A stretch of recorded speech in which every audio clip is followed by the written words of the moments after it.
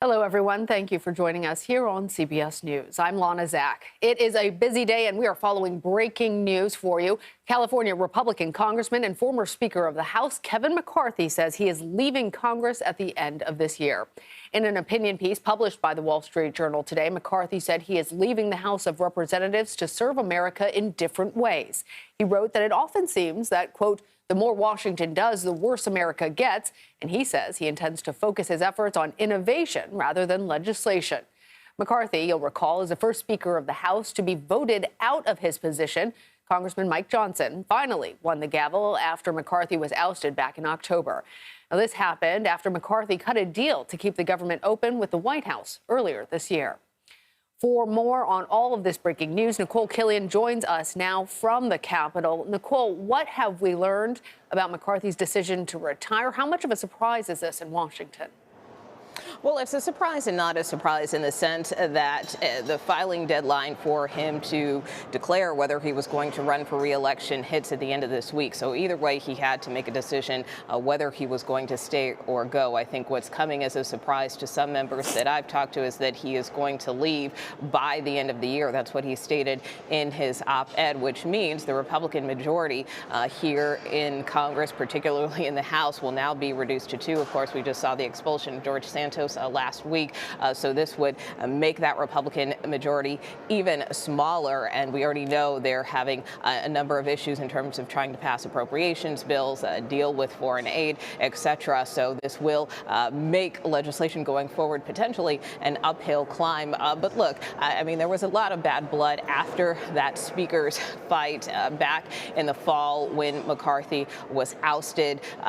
He even told me at the time that he felt that the Republican conference was broken. That was in the midst of, going through speaker candidate after speaker candidate after speaker candidate until they finally settled on Mike Johnson. And so the reality of it is, he was booted from his position. He's now this rank and file member.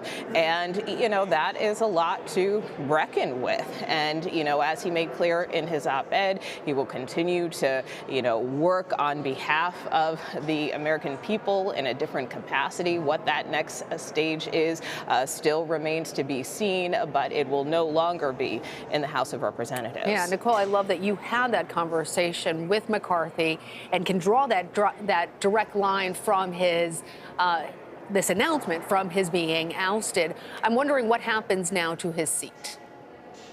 Well, again, there will likely have to be a special election. He will have to be replaced. Obviously, in terms of this particular Congress, it will run through next year. So that is going to be a seat that needs to be filled, as I mentioned, because having that vacuum will impact the Republican majority almost immediately as they prepare to take on these challenges of, again, trying to pass an appropriations package, major government funding, because as we know, Speaker Johnson has indicated he doesn't want to continue to do these so-called continuing resolutions, these short-term funding bills. So this will be a very big void for the Republican conference. I talked to one member, Congressman Tom Cole, a short time ago, who is the chair of the Rules Committee, and he told me this is like losing Michael Jordan.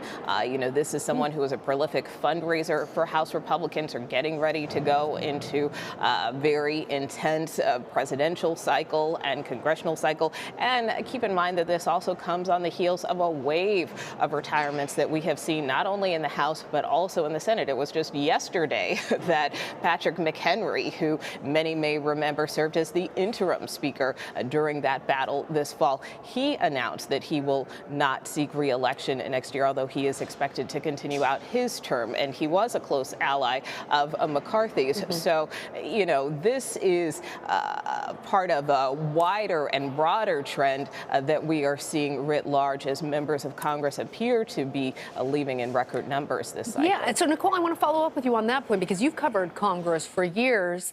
What are the greater dynamics? We know part of this is a splintering within the Republican Party.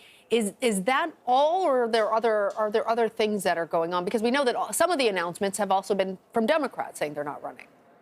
Absolutely. I mean, look, what we have seen in terms of a trend line between many of these retirements, both in the House and the Senate, is this disgruntlement with the dysfunction that has been occurring in Congress. And, that is something I think that we report on just about every day in some shape or form. I mean, just last week we had the expulsion of a member who was accused of lying to Congress.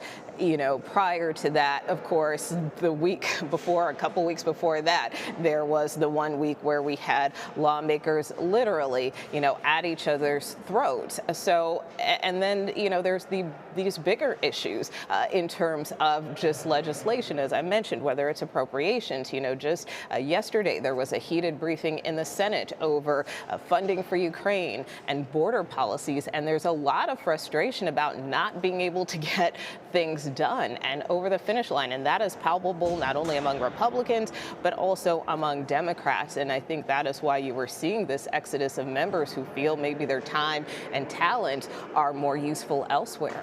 Yeah, things have to get done. Can't be done without compromise. And in McCarthy's case, when you compromise, you lose your speakership. All right, Nikole Killion, thank you for following all of it for us. You bet.